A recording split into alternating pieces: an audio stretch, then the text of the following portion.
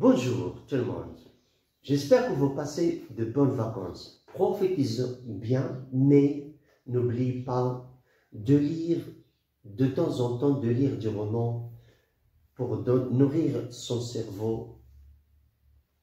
N'oubliez pas que la lecture est aussi un plaisir. On peut lire n'importe où, à la plage, à la maison, à la chambre, à la montagne, sur l'arbre, sous l'arbre, dans un bateau, ainsi de suite. Alors n'oubliez pas, s'il vous plaît, de lire. Je vous conseille de lire, c'est très important pour la personne.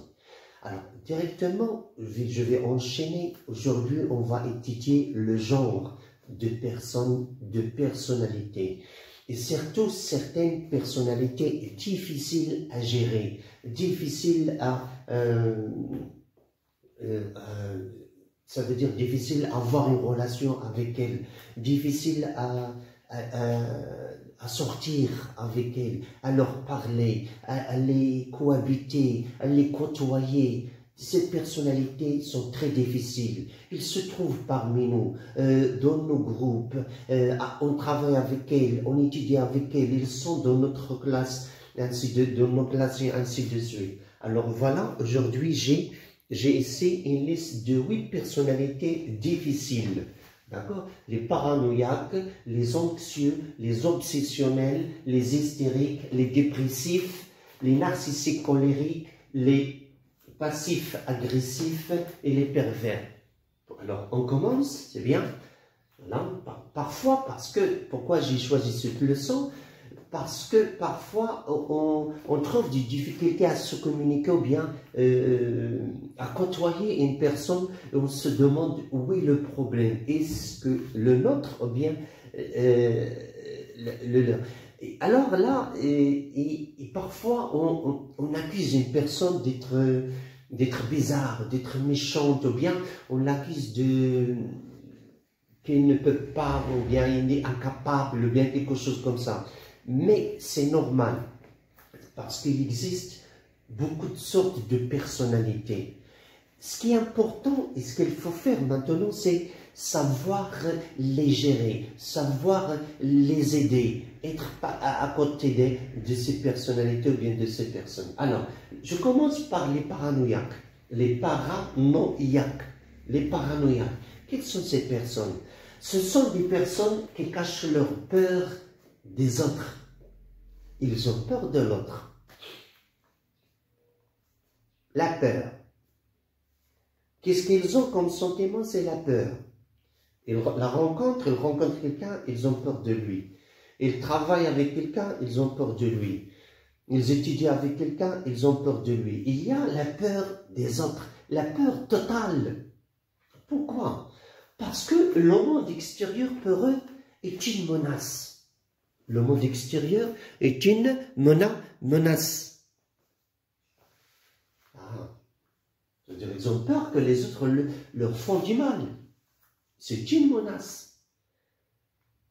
Il n'y a pas d'amitié dans leur dictionnaire, dans leur cœur, dans leur lexique. Il n'y a pas le mot amitié n'existe pas. Il y a juste les ennemis. Qu'est-ce qui se trouve à côté d'eux?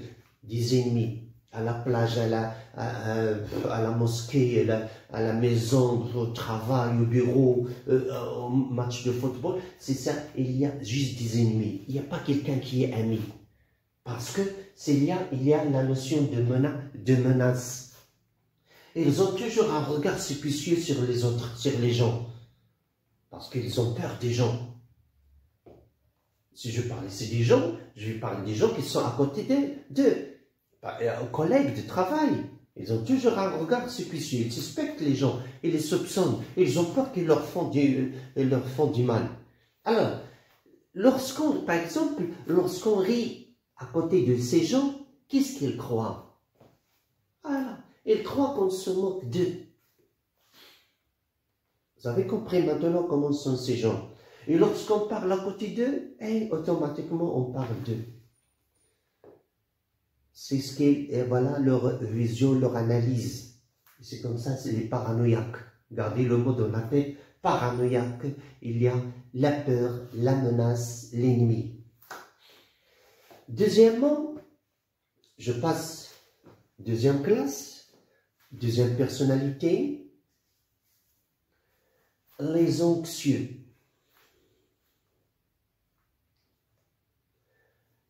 Les anxieux, ce sont des personnes qui se doutent d'elles-mêmes. Ils se doutent de lui-même. C'est pas j'ai peur de l'autre, mais de moi-même. Ils se doutent de leur capacité, ils mésestiment, ils sous-estiment leur capacité. Ils ont peur qu'ils ne peuvent pas réussir. Ils ont peur qu'ils sont incapables, que tous leurs efforts n'aboutissent à rien. Tout ce qu'ils font n'aura pas de bons résultats. Tout ce qu'ils font subira l'échec. Alors, c'est bizarre aussi ces personnes. Ils se doutent d'eux-mêmes et de leur capacité de réussir. Oh là là, est-ce que quelqu'un se doute de ses capacités? Est-ce que quelqu'un sait qu'elle va réussir ou ne pas réussir? Non. On travaille et on attend le résultat. Mais ces personnes-là ont déjà là, ils envisagent déjà le pire. Avant de passer l'examen, il sait qu'il ne va pas réussir. Et lorsqu'il veut réviser, il veut prendre la feuille pour réviser, il envisage le pire. Je ne vais pas réussir. Parce qu'il se doute de leur capacité. Ne soyez pas comme ces gens. Soyez optimistes. Laissez les choses prendre leur cours. Les paranoïaques, les anxieux. Maintenant, les obsessionnels. Être obsédés par quelque chose. Les obsessionnels. Ce sont des personnes qui sont trop sérieux. Et c'est trop dans le sens négatif. Parce qu'on dit trop, c'est négatif. Péjoratif. D'accord? Ce n'est pas très, trop. Ça veut dire que leur sérieux est excessif, est exagéré. Et ils se butent sur les détails. Et ils prennent beaucoup de temps à lire une simple chose, et analyser une simple feuille. Une simple feuille qui ne nécessite pas beaucoup de temps, il donne beaucoup d'importance aux détails qui ne sont pas nécessaires. Ces personnes-là énervent. Parce que ce n'est pas, tu vois, tiens ta feuille, voilà, tu l'as vu, c'est rapide, mais lui, beaucoup de détails. Il analyse trop, beaucoup d'attention. Et ça crée de l'ennui. Mais lorsque je connais le caractère de cette personne, je dois le laisser porter. Parce qu'il est comme ça. Cette personne, je dois l'aider. Attention, ne sois pas pessimiste. Pourquoi tu dis ça? Est-ce que quelqu'un sait qu'elle va? Ainsi de suite. Et cette personne-là, pourquoi? Est-ce que je t'ai déjà fait du mal? Voilà. Alors voilà, comme ce que j'ai dit, il faut savoir comment se comporter avec ces personnes. Maintenant, nous avons les hystériques. Les hystériques sont... On a ces personnes aussi chez nous, entre nous. Ce sont des personnes qui veulent attirer l'attention. C'est moi le chef. Qui attirer l'attention par leurs gestes, par leurs paroles, par leurs mots, par leur attitude, par leurs vêtements. Alors ils veulent être au centre du monde. Le monde ici, c'est au centre du groupe, soit pendant un pique-nique, ou bien en allant à un pique-nique, dans la classe, dans l'autobus, ainsi de suite. Ça veut dire, ils veulent attirer l'attention, parce qu'ils croient qu'ils sont au centre du monde, du groupe. C'est eux le chef, ou bien les chefs. Alors, pourquoi tout ça? Pour vouloir séduire. Comme j'ai dit, séduire par le caractère, le geste, les mots, le regard, les grimaces, ainsi de suite. Vouloir séduire pour être aimé. Qu'est-ce qui les intéresse? Ce n'est pas l'autre, mais c'est eux. Ils veulent que l'autre s'intéresse à eux. Mais est-ce qu'il y a l'inverse? Non. Alors voilà les personnes hystériques. Maintenant, on va voir les personnes, les dépressifs. Ils viennent de la dépression. Être découragé. Les dépressifs, ce sont les personnes qui sont écrasées par de simples tâches. Une simple tâche leur constitue une grosse pierre à déplacer. C'est une mer à boire. C'est quelque chose d'impossible. Si tu lui demandes, par exemple, je ne sais pas, tu demandes à un élève de chercher la craie, oh là là, c'est une tâche qui va l'écraser. Tu lui demandes de faire une petite photocopie, c'est la fin du monde. C'est un effort, il va escalader la montagne, je ne sais pas quoi. Alors là, ils sont écrasés par de simples tâches. Pourquoi? Parce qu'ils ne sont pas motivés. Il y a l'absence de motivation chez ces personnes. D'accord?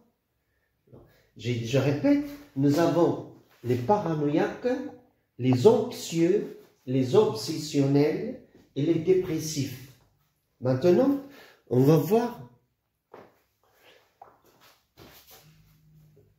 la sixième. Ce sont les narcissiques colériques. Narcissiques colériques. Être narcissique, c'est aimer soi-même. Colérique, c'est fin de colère. Alors, ce sont des personnes qui sont amoureuses d'elles-mêmes. Oh. C'est comme ici, mais ce n'est pas la même chose. Ils ne veulent pas être aimés, seulement elle aime soi-même. Alors, être amoureux d'eux-mêmes. Ils sont convaincus qu'ils sont exceptionnels. C'est le meilleur. Dans un groupe, ils croient qu'ils sont meilleurs. Il n'y a personne qui est meilleur qu'eux. Alors, ce n'est pas la même chose, parce qu'ici, il y a le but d'attirer pour être aimé. Mais c'est non. Il ne veut pas que quelqu'un l'aime, parce que lui, il s'aime déjà lui-même. Est-ce qu'on est d'accord? Alors, exceptionnel et meilleur dans un groupe. Il ne cherche pas à attirer l'attention, mais c'est lui qui est meilleur. Personne n'est meilleur parmi ce groupe que lui. Et il a la supériorité d'hurler et d'insulter. Je vais revenir à cette idée après. Alors, si le groupe fait le travail, si le travail est réussi, ça veut dire on a récolté le bien, c'est grâce à lui. C'est grâce à ces personnes narcissiques colériques. Mais si on récolte, on a obtenu, entre parenthèses, le mal de ce travail, qu'est-ce qu'il va faire cette personne? Il va être en colère. Il accuse tout le monde, sauf lui. Ça veut dire que tout ça, c'est à cause de ses collègues. Alors, qu'est-ce qu'il fait? Il hurle. Il a la supériorité d'hurler sur les autres. Il a la supériorité d'insulter les autres. Ce n'est pas moi, c'est vous. D'accord? Alors voilà les personnes narcissiques colériques. Voilà. Le bien, c'est pour eux, le mal, c'est pour les autres. C'est grâce à lui, c'est à cause de vous. Bien. Je passe. Cinquième classe, les passifs agressifs. Alors à la fois ils sont passifs, ça veut dire oisifs, ils ne veulent pas rien faire, mais d'un côté ils sont agressifs. Alors ces personnes manifestent le désaccord avec les autres. Ils sont toujours en désaccord. Non. Première chose, non et non. Il n'y a que des noms qui sortent de leur bouche. Non. Ils manifestent le désaccord. Ils sont toujours en désaccord, surtout avec leurs supérieurs. Je prends l'exemple de la classe. Automatiquement, tu lui demandes la tâche de faire des exercices. il ne va pas les faire. C'est ça les passifs agressifs. C'est pas comme ici. Si tu lui donnes par exemple 3 exercices, il va en faire juste un. Mais les passifs agressifs, non, aucun. Parce que pourquoi? Parce qu'il y a le désaccord, déjà qu'il manifeste, qui déchire son cœur. Alors voilà, ils n'accomplissent pas, la tâche demandée. Ces personnes n'accomplissent pas la tâche demandée. C'est inutile d'insister. Parce que c'est comme ça, c'est sa personnalité. Alors, le degré de fiabilité, de confiance qu'on va accorder à ses élèves, bien sûr, c'est 0. Tu ne vas plus lui faire confiance. Est-ce que tu vas lui demander encore d'accomplir des tâches au travail? Non. Automatiquement, peut-être il sera viré, expulsé du travail, renvoyé, limogé.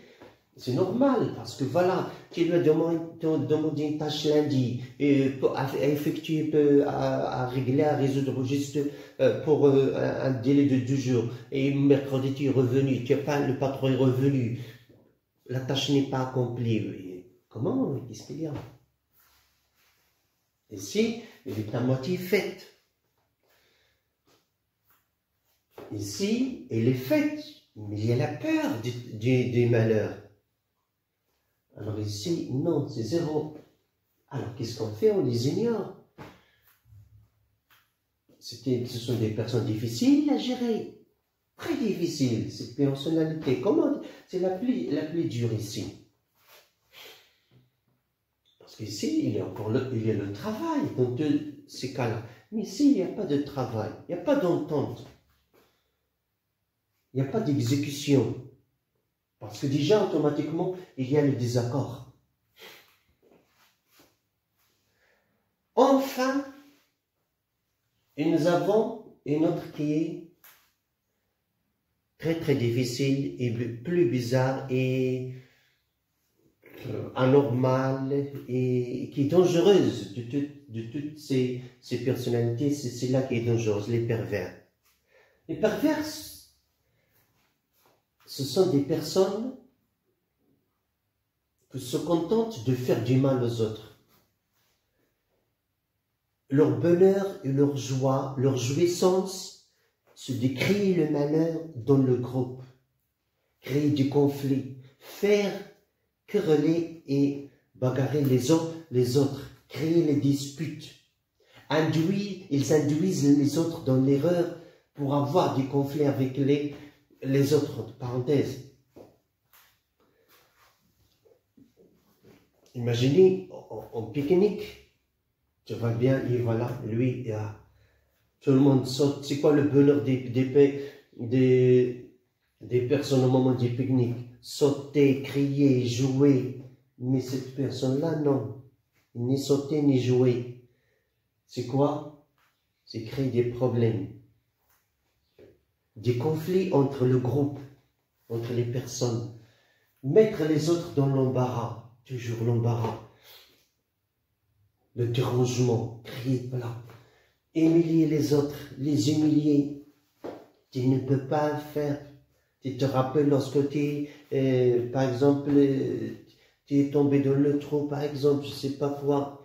Tu te rappelles lorsque, par exemple, voilà, on t'a volé ta culotte à la plage, par exemple. Ça veut dire ils insistent sur un souvenir qui est difficile pour les autres, mais pour eux, c'est une carte pour les humilier. Et les humilier quand ils sont en groupe. Alors, les induire dans l'erreur. Voilà, au lieu de l'aider, voilà ce qu'il va faire. Voilà le bien, voilà le mal. Eux, ils les induisent, ils les poussent à faire le mal, à faire l'erreur. C'est quoi ça? C'est quoi ça? C'est quoi ce monde? C'est ce monde où on se trouve maintenant. C'est ça qui nous entoure. Parce que tout ça ne veut pas me faire du mal. Mais ça, c'est très bizarre. C'est un danger. Hein. Et en plus, lorsque il y a par exemple, on se rend compte de ce malheur, de ce problème, ces personnes-là se finissent de ne jamais être au courant du conflit qu'ils ont causé. Non, non, on ne sait pas. J'étais pas là, c'est pas moi, j'ai pas vu, je n'ai pas fait attention, je n'ai pas fait exprès, j'ai seulement voulu l'aider. Alors ils jouent l'innocent. C'est le problème de ça. Alors voilà, chers amis, les personnalités de nos amis, de notre entourage. Il faut comprendre ces personnalités pour savoir se comporter avec nos amis, ou bien nos collègues, nos camarades. Les paranoïaques, comme je dis, il y a la peur et tout le monde est ennemi. Les anxieux, il y a le doute de la réussite. Les obsessionnels, trop sérieux. Les hystériques, être le centre du monde pour être aimé. Les dépressifs, une simple tâche leur fait mal. Les narcissiques, le bien pour eux, le malheur et le mal pour les autres. Les passifs agressifs, voilà, c'est le désaccord total. Les pervers, voilà, crier l'embarras et l'humiliation. Si je prends dans la classe, on a ce genre de personnes, cette catégorie, les personnes qui ont des difficultés et les personnes qui ne font pas les exercices hors classe. Alors, il faut savoir comment chasser le désaccord de leur cœur. Il ne faut pas être en désaccord avec moi, avec le prof. Tu es en désaccord avec toi-même. Parce que si il y a l'avenir, tu dois bien l'envisager. Alors voilà les personnalités que j'ai choisies, qui sont difficiles à gérer. J'espère que vous appréciez ma vidéo et à la prochaine vidéo. Merci. Au revoir. Bonnes vacances encore.